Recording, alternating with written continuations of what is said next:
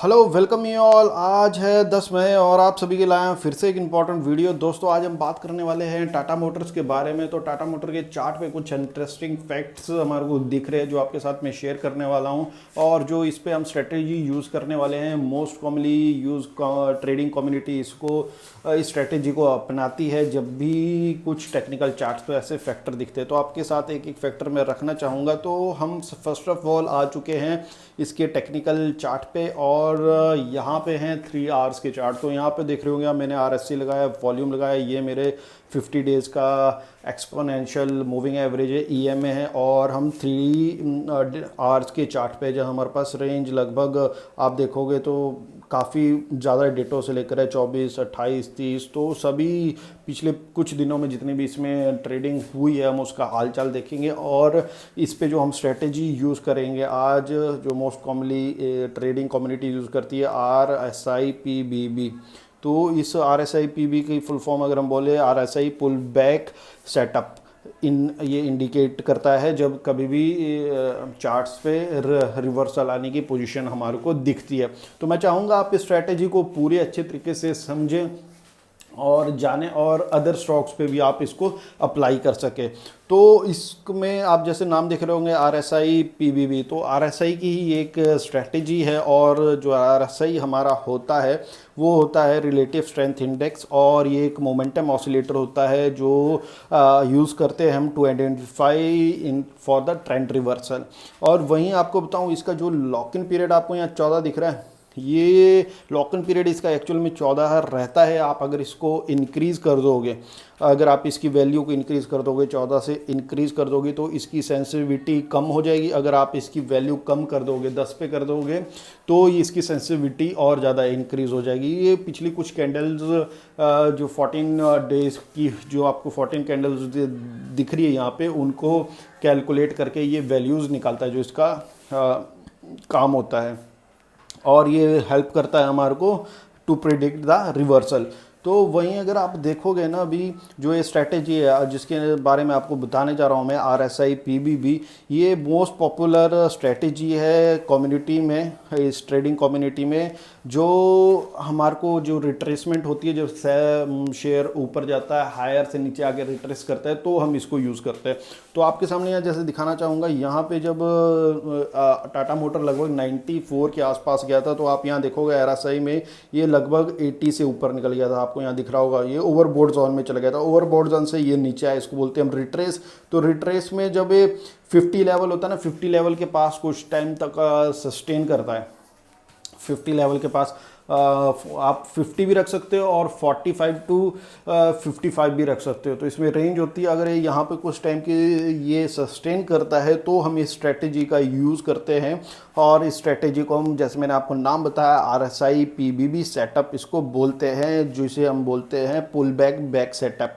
और इंडिकेट करता है कि अब अप ट्रेंड रिवर्सल आने वाला है। तो अप ट्रेंड रिवर्सल लेक करता है। तो इसके साथ ऐसा नहीं कि सिर्फ इतना देखा और किसी भी स्टॉक में घुस गए, तो हमारे को 2-3 चीज़ें इसके साथ और दिखनी होती है। और साथ में हम ये भी जानेंगे हमारे टारगेट्स क्या रहेंगे। स्ट्रेटेजी तो हमने देख ली, RSI ऐसा ऐसा बोल रहा है, पर इसके सपोर्ट में भी तो कुछ होना चाहिए। अकेले RSI को तो हम देखेंगे नहीं। तो पहले तो RSI जो 80, फिर उसके बाद वो 50 के 45 टू 55 के बीच में वो सस्टेन रहना चाहिए कुछ दिनों के लिए, मतलब कि उससे नीचे नहीं जाना चाहिए। तो इस ट्रेडिंग का यूज़ होता है। ये बातें आपको याद रखनी है। वहीं हमारे को हमेशा इसमें वॉल्यूम पे भी ख्याल रखना है। तो आप देखोगे वॉल्यूम को, देखोगे आप, जब ये 94 के आसपास टच किया था तो इसके पास कितना अच्छा वॉल्यूम था उसके पहले दिन, और लास्ट दिन जब इसने मोमेंटम तोड़ा, आप देखोगे तो यहाँ लास्ट दिन नहीं, सॉरी, ये 3 आवर का चार्ट है, तो इसमें ऐसा दिख रहा है, अलग दिख रहा है कि लास्ट में इसमें वॉल्यूम नहीं आया था, इसलिए ये प्राइस एक जगह स्टक हो गया और अगले दिन धड़ाक से ये नीचे। तो नीचे में भी आप देखोगे कितना बड़ा वॉल्यूम है। तो ये जो रेड कलर की लाइन आपको दिख रही है ना, ये इसके ऊपर मूविंग एवरेज है इसका।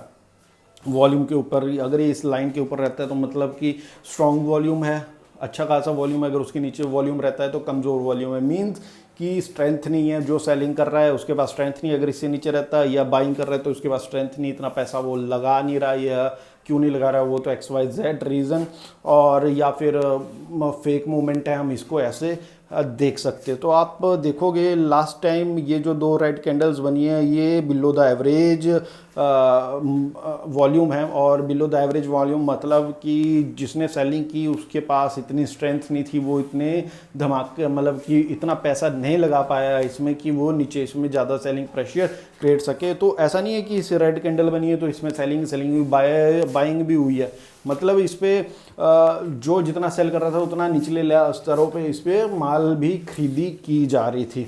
तो अभी अगर आप देखोगे लास्ट में ये जो जोन बना है ना, इसका लगभग 80 के रुपीज़ के आसपास, तो यहाँ पे ऐसे आपको सपोर्ट नज़र आएगा। यहाँ पे अगर आप देखोगे जब भी इसमें नीचे ट्रेंड में लाने की कोशिश की इसको, तो यहाँ देखोगे एक ग्रीन कैंडल बनी है ये वाली, यहाँ पे जहाँ इसने 80 के आसपास टच किया था, यहाँ से इसको वापस ले गए। यहाँ भी इसका अच्छा खासा एवरेज था जहाँ पे बिग रेड कैंडल बनी है और एवरेज भी अच्छा खासा है रेड कैंडल का, मतलब कि इस लेवल पे जब भी ये आ रहा है यहाँ पे सेलिंग प्रेशर कहीं ना कहीं ख़त्म होते जा रहा है। जो इसके नीचे इन्वेस्टर बैठा हुआ है उसको ये लेवल्स कहीं ना कहीं अच्छे लग रहे हैं, जो ये 80 के आसपास इसको खरीदता जा रहा है, मतलब इसके नीचे जाता हुआ हमारे को ये शेयर नहीं दिख रहा है। तो अभी अगर आप देखोगे तो मोस्टली इसमें बिलो द एवरेज वॉल्यूम है सेलिंग का, और वहीं अगर हम पिछले स्तरों को देखें तो लगातार इसमें वो मतलब कि ये जो लेवल है इसमें बाइंग अपॉर्चुनिटी ढूंढ रहा है इन्वेस्टर, वो इस लेवल पे लगातार खरीदते जा रहा है। तो एक तो ये सपोर्ट हुआ उसका जो वॉल्यूम पे हमारे को दिख रहा है, और दूसरा जो हमारे पास इसका एक्सपोनेंशियल मूविंग एवरेज है EMA जिसे हम बोलते हैं 50 के आसपास, वो भी लगभग 80 के आसपास है। तो ये लगभग दो सपोर्ट इसको एक्स्ट्रा मिल रही है, एक वॉल्यूम के थ्रू मिल रही है और एक इसको simple moving exponential moving average से मिल रही है।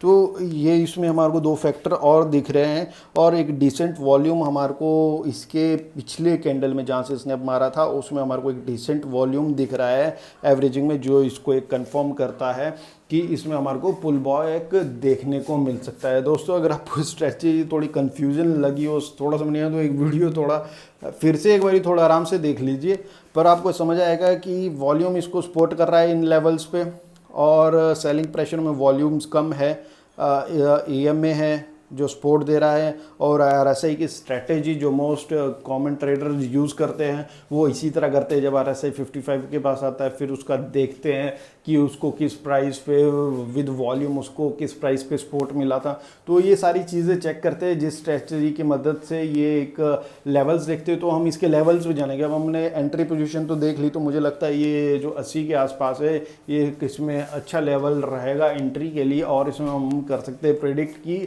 अपर ट्रेंड पे जा सकता है ये शेयर।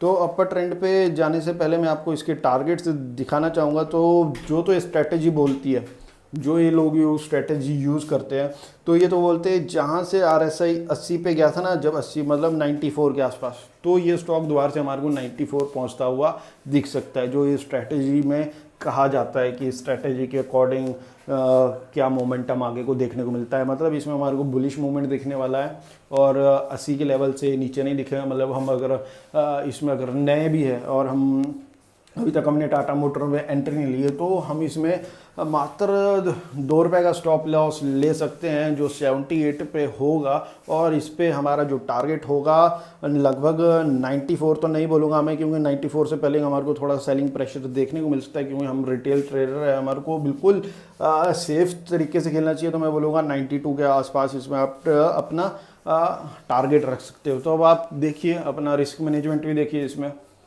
कितना कम है, मतलब कि आप जितना पैसा मतलब कि अब दोनों तरफा होता है ना कि आप माल खरीद रहे हो बेच रहे हो, मुनाफा घाटा भी दोनों तरफ होता है।